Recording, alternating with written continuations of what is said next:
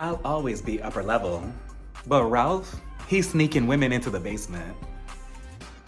Hey everybody, welcome to my channel. I'm Raphael and I'm here to review the last part of the reunion to season 16 of the Real Housewives of Charles Oakley shutting everybody down at this reunion of Atlanta. So we start the last part of the reunion right where we left off, and I didn't get a chance to review the second part because I was so exhausted, so sorry in advance. But Bob and Homewrecker, they're going at it with each other. Shamia tells Andy, the issue between us is much more deeper. It's actually because of our moms, but I don't want to talk about it. Porsha, she does want to talk about it, so Porsha says, well, you know what, Andy? My mom and her mom, they used to be best friends, and they're both in the daycare industry. I love kids. They love kids, too. And my mom's daycare, it actually went into foreclosure. And Shamia's mom, she brought it behind her back. And the only reason why we found out was because one time we were driving to the old lady gang to get some food, and we saw the big sign that said, Shamia's mom's daycare. And I couldn't believe that, Andy. But Shamia says that she doesn't want to talk about it because if she does, things are going to go all the way left. And I mean, at this point, Shamia, you have nothing to lose. The friendship between you and Porsha is already deep in the toilet. So if I was you, I would just make that left, like, skirt, go all the way left and give your side of the story because obviously Porsha doesn't care enough to keep this whole situation a private matter between all four of you. So, you know, and if anything, it shows that you have no backbone against Porsha, or you're like almost afraid to give your input on anything when it comes to Porsha. And that's the issue between both of you now. I feel like everything has been boiling for so many years. You have had so many different opinions on Porsha and different situations, and you never expressed them to her, that now it's kind of like just boiling to the top. And now Porsha's looking at you like, wait, what's going on? I thought we were cool. And you know, Porsha is good at playing this whole dumb and ditzy character, even though I don't think she's playing around with it. But you know, that's why she gets away with her behavior. And now she has you looking crazy. And like I said earlier this season, I feel like the moms should have been at this reunion. I feel like they should have been sitting behind their daughters, and it could have been a 2-on-2 for the WWE Tag Team Championships. You know, they could have tagged each other in every time one of them was losing a fight. Like if Porsha was flopping or Shamia, since Shamia was getting chewed up at this reunion, you know, she could have tagged her mom in like, Mom, can you help me tag yourself in? Tag yourself in. You know, I really want to know the issue between both of them and what's really going on with that, because I'm pretty sure it's much deeper than just a daycare. I mean, even Shamia alluded to it. So Shamia also tells Porsha that she doesn't like that she's going around in interviews telling people that she used to screw around with Candy and Todd because it could have messed up her marriage. And I'm like, wow, Shamia, you too? You know, I thought it was just your bestie that was a part of the whole menage a trois thing, but you're also part of that too? Interesting. And what the hell is going on over there with Candy and Todd? That's so amazing. You know, clearly I'm messing around with the wrong people because, I mean, you know, let me go to Candy-Coated website right now and buy a dildo and stick it in my ass, you know, or get some vibrating panties. I want to feel what they're feeling, right? Like, like it's so amazing. Wow. Okay, so I'm actually on the Bedroom Candy website, and it's pretty interesting. Nipple clamps, $55. What? All right, is there a sell section here? Oh, here we go. Gifts under $50. There we go, there we go. Let me see, anything interesting? Ooh, a foot fetish collection. Let me see that. Oh, it's only lotion. Never mind. Let's see. Oh, they have an LGBTQ. Okay, let me see that. Oh, rainbow dildo. All right, that's enough. That's cute though. Oh, that's so adorable. Wait a minute, what is this? Hold on, let me put this in my shopping cart. Does anybody remember the conversation with Candy and Porsha when Candy told Porsha, well, remember when we were at the club and you were making out with me, you said you wanted to eat my pussy till I came. and what did Porsha say? Who wanted to eat your motherfucking pussy? That was a crazy conversation back then. But wow, Candy, Todd, Porsha, and now Shamia. I mean, a triple win, right? Porsha, she goes on to say that her and Shamia, they have a private friend group that they're also having issues with because one of the friends is going to Shamia, telling her that Porsha is jealous that she's a peach holder now.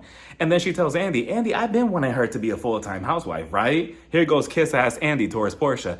Yeah. So how come it didn't happen a long time ago? It's not like we didn't know of Shamia before, so why all of a sudden now?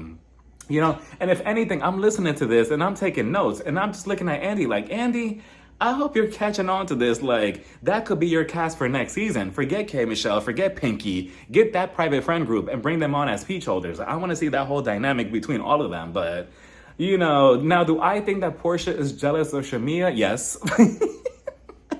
Shamia has everything that Porsha is trying to take from other women and their marriages. You know, a husband, family, lifestyle, money, a house, everything, you know, and of course, Porsha is going to say, oh, well, I sent you flowers. I congratulated you on social media. Of course you have to do that. Or else the public is going to look at you like, oh, why is she so silent about this now? You know, that's big news. So, of course, you're trying to, you know, put on an image. But yeah, I know that it burns Porsha deep down inside that Shamia's a peach holder. So then they start talking about Drew and Ralph's divorce. And Drew lets us know that Ralph has a woman coming over to the basement every other night. And I'm just thinking, as a person, where's your self-love, your self-respect? Where's the shame? Where's your dignity? And where's your standards as a person to be coming over to somebody's house, let alone somebody's basement, for some dick? Like their basement, you're going to their basement for some dick? I promise you it was just never that serious. And you know, if it's not on the main floor, the second floor, or even the roof, the penthouse, I'm sorry, I'm not spreading my legs for you. Like the basement, like that's how much you think of me? Like the basement? Like, ugh, she don't love herself. Like, imagine going over to somebody's basement, like, let alone Ralph, right? Like, imagine me, Ralph is taking me to his basement. You think I'm actually gonna go? Yes. I mean, you know, just for one time, you know, just to see what it's like or whatever, you know, maybe to say hi to Drew, you know what I mean? Ralph, he is a beautiful man. So, you know, I would have been like, okay, Ralph, let's go. Just walking down the steps like that. It reminds me of the story that I just said on YouTube Live not too long ago. There was once upon a time, many years ago, this man, he wanted to be my sugar daddy. He had no sugar. And he was like, oh yeah, come on over to my place. And I'm like, okay. So, you know, me, a stupid bitch, I was like, yeah, I'm going over to see this man, right? And he's much older. So I went over to his place and then he's like, oh, shh, you have to be quiet when you come in here, not too much noise. And I'm thinking, okay, if this is his house, you know, why does it matter? Like, okay, like, you know, I just went in there, right? Again, it was a long time. So I went in there, right? So I'm going in there. He's like, okay, shh, don't make too much noise going up the steps. And I'm like, okay, what is happening here? What's going on? So eventually we get to this room and he's like, don't make too much noise. My parents are sleeping. I'm like, ugh. I'm like, where am I? What do you mean you want to be my sugar daddy, but you know, you live with your parents? And again, he was an older man. And there's nothing wrong, looking back on it, there's nothing wrong with living with your parents, but oh my goodness, not, you know, you're trying to be my sugar daddy and, you know, this is the lifestyle that you're trying to bring me into where you have to whisper to me and to come into this house? You know, for a second, I almost told him, no, go put your shoes on. Let's go find you a home.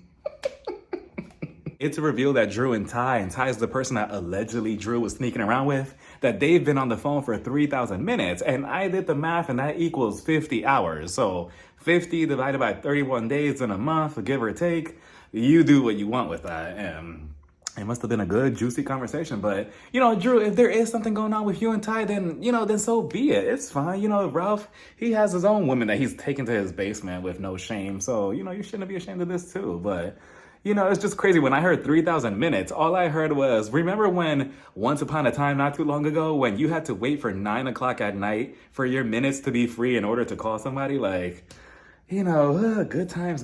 And, you know, now I have all these minutes and, you know, my phone is just dry. Nobody calls me. You know, I have nobody to call in. You know, whenever I do this, I have to text, you know, somebody, you know, it only lasts for a couple of days and it never really goes anywhere because, you know, men are just fucking stupid or whatever. So, you know what, it's fine. You know, I love myself. I don't need, it's fine. Anyways, but, you know, I believe that they started talking about her other sneaky link, allegedly, you know, named Black. And she was just like, no, Black is just my friend, you know, but I do have some goodies that Black has wanted me to give to you. So then she takes out, you know, these little hookah pens or whatever. And she was just like, here you go. Now, if I was sitting on the cast, first of all, I don't smoke anything. So I would have just looked at it like, anyway, so Andy, what's the next question? Like, I'm not using my image to promote somebody who's not even here. Like, absolutely not. Like, Drew, what is the point of this?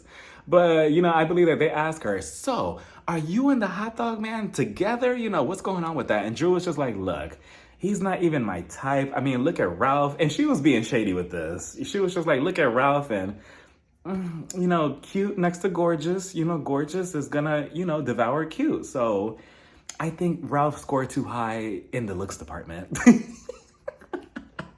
That's what she basically said. And Porsha, of course, Porsha, you know, she loves her a hot dog man. She was just like, Wait a minute, hold on, Drew. What is that supposed to mean? Are you being shady because Black? He's not really good looking himself. And I'm like, ooh, Porsha, just say that you love the hot dog man and you want to try again with him. So you love that man so badly. Like, she was defending him, and it's just so crazy. Were you not the same person that was upset that the rumors of Drew and hot dog man allegedly being together? You were upset then, and now you're upset that she's telling you that she's not into him, and now you're also upset. So there is no winning with you, like.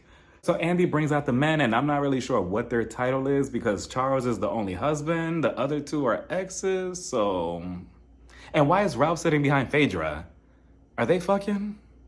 But the hot dog man, he sits behind Porsha, and Porsha is just so happy. She's just like, hi, Dennis, how are you? He just kissed me on my cheek. I'm like, Porsha, please just give that man another shot. Like, both of you clearly love each other. And then on the other side, we see nobody sitting behind Shamia.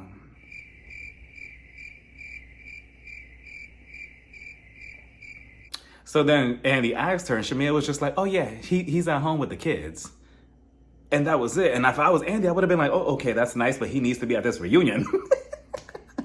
Like, Shamia, he didn't show up because this is not his thing. Like, oh, Shamia, that's the least he could have done. Did he not watch the season of how horrible of a season you had? And now you're getting chewed up left and right at this reunion, and he doesn't even have the audacity to show up? But yet you've been so pressed and, having this vision of, oh, I need to give him a baby. I need to give him a baby. I need to give him a baby. Yeah, just to make him happy. But yet he can't even show up and sit his ass right behind you on a raggedy chair.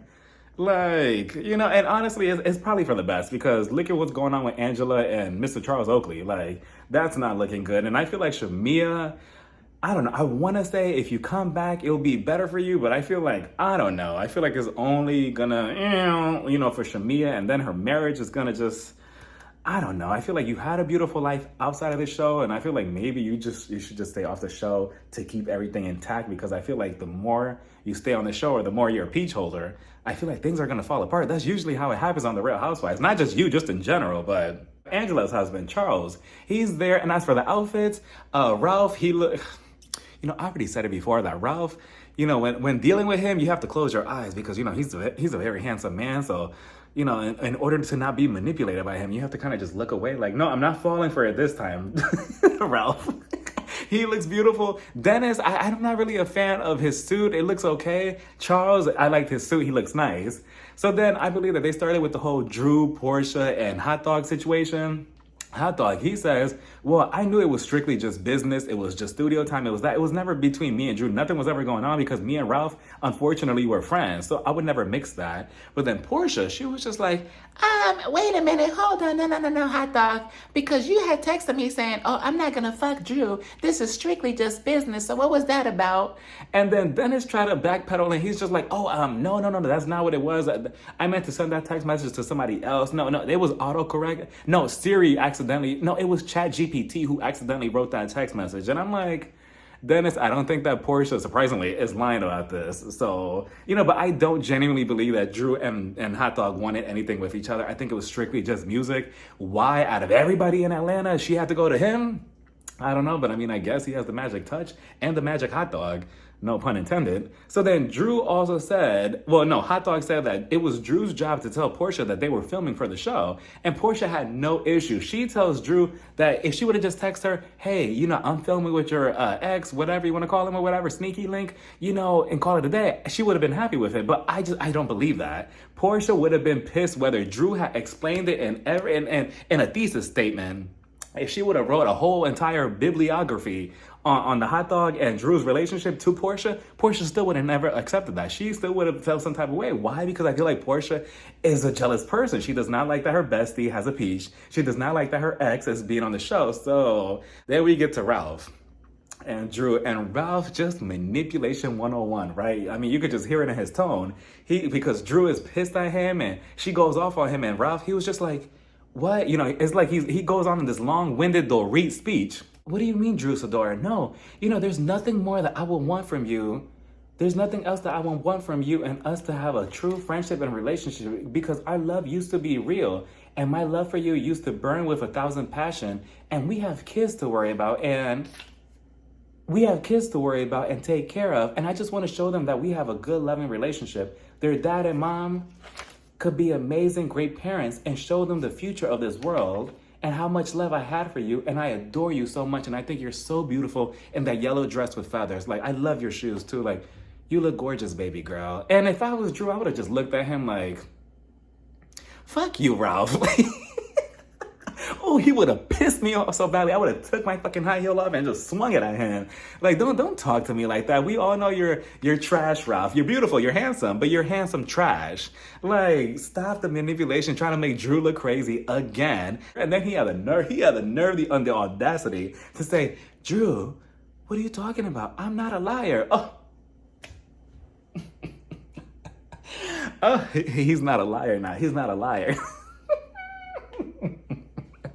Just manipulation 101. That is crazy, Drew. Like, it is crazy how their relationship lasted so long. Like, you know, and again, Ralph, he's one of those type of guys that, you know, you kind of just have a nice little rendezvous for a weekend or two. You know, you go to Cancun with them and, you know, bang, bang, bang. And, you know, that's that. And then you come back home and then you cut him off and then you get back with your husband.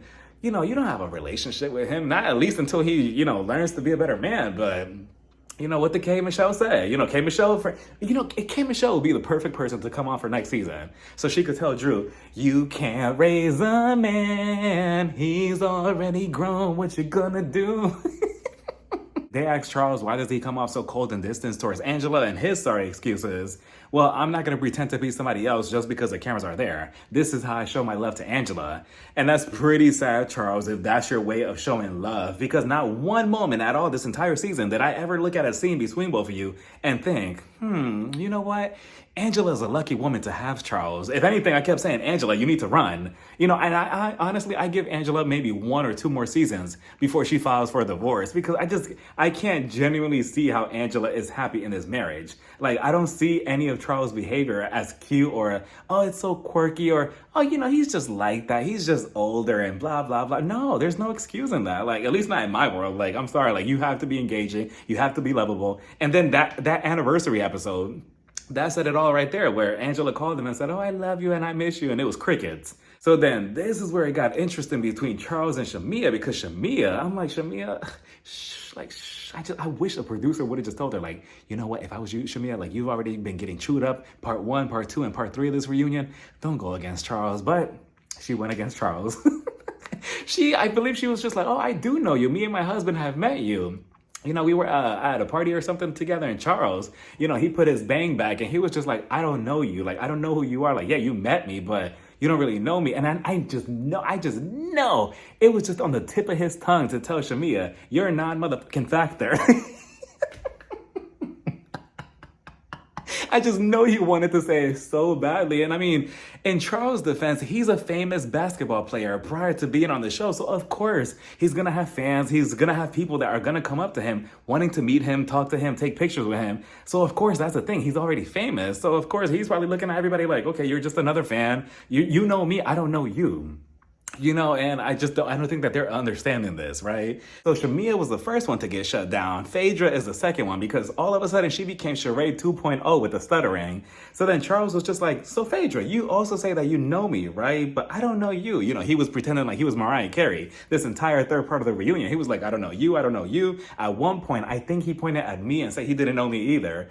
And then Phaedra was just like, no, see, the thing is, no, I mean, I do know you. We were in the same rooms together, sort of, kind of. I mean, I was in the bathroom, sort of. I mean, I saw you from, like, the window. Like, you were in the parking lot, and maybe I should have stayed on Married to Medicine. And I miss Apollo. Is Nene Leakes coming back next season? The thing is, Charles, I mean, I follow you on Twitter. I have never, ever seen Phaedra so thrown off guard like that. Like, that was crazy, Phaedra. Like, usually she's put together with her words, but wow, like the Sheree Whitfield jumped out. And then it jumped back in. Like, that was crazy to see. And then Charles, he thought he was saying something. Like, he said, well, you know what? All of you have so much to say about me and know me and all this and all that about Charles. But I'm the only husband up here. Where's your husband? I'm the only husband here. That doesn't really mean anything when you're a shitty husband to Angela to begin with. So, I mean, there's nothing really proud to say, oh, I'm somebody's husband when you don't act like a lovable husband, at least from what we see. So kudos to you, I guess, Charles. So that was that. And then Andy was just like, okay, well, thank you for the men. And I'm like, that's it. Like, that's all they came out for. Like, I just don't understand. And this is why I feel like Andy was being a kiss ass towards Porsha. He should have asked Charles, what did you think about Portia's comment that she made about you, saying that she would sleep with you? But yet, that gets swept underneath the rug. Like, they should have asked the hot dog, okay, what do you think about your ex Portia saying that comment? Or what do you think about the relationship with her and Simon? Like, them, getting together. What's your thoughts on this? But nothing. And then we talk about the whole how Charles supposedly had a baby outside of the marriage with him and Angela. And Angela, I love you. You have been my favorite this season. But yeah, you're not fooling anybody. I'm not buying what they're trying to put out there. And I like the way Angela was trying to guide him, like, oh yeah, say this, or remember this, or don't forget this key point, to keep everything intact. And his excuse was that him and Wendy Williams, the iconic Wendy Williams, I miss her show. She's also from New Jersey, so, we see each other. And he said that he was at a party or whatever, and that she was telling him about, her husband that she was with, I forgot what his name, Kevin, how he had a baby behind her back, and that whole situation is so sad. And then she went on her show, her talk show, and she flipped it on Charles and made it seem as if it was him. And I mean, Wendy is pretty smart. That situation aside, Wendy's a very smart woman, so I don't think that she will just put something out there just like that just to have something to talk about. So yeah, no, Charles, I'm not believing that. I do believe that he actually did have a child outside of the marriage, but they want to keep it all cute and happy as if they're happy together. So I guess, again, let's just wait another season or two and see if they're still together. But what do you think about next season? What should happen? Kenya, she's not coming back. She already announced that, the whole lawsuit with Britt. Kenya, I'm still so disappointed that you allowed yourself to get played by Britt. Like, she went down and she took you with her. And now you're not coming back next season. Nene, I thought she was coming back. I don't think she is. The rumors is that somebody from Love It Hip Hop is coming. I think it's gonna be K Michelle. I'm not sure how that's gonna work, but I'm a huge fan of K Michelle, so we'll see. And if she does come on, Porsha, the Real Housewives of Salt Lake City, I feel like they're around the corner. I feel like they're about to premiere very soon. So we shall see. I'm excited for them. I love the Housewives of Salt Lake City. The only reason I don't review the Real Housewives of Miami, because I thought about it, is because I don't think a lot of people watch the show. So that's the only reason why. Other than that, they have a good cast dynamic. They have a lot of money. They have like good storylines, everything. And it's a beautiful place, but it's just, I don't think that a lot of people watch Miami, sadly. Next week, I'm actually going to Chicago for the very first time for a couple of days, so I'm excited about that. I've never gone. I've always wanted to go to the Windy City, so, I'll be there next week. So until we talk next time, let me know what you all thought about this whole entire reunion down in the comments. Bye, everybody. Mwah.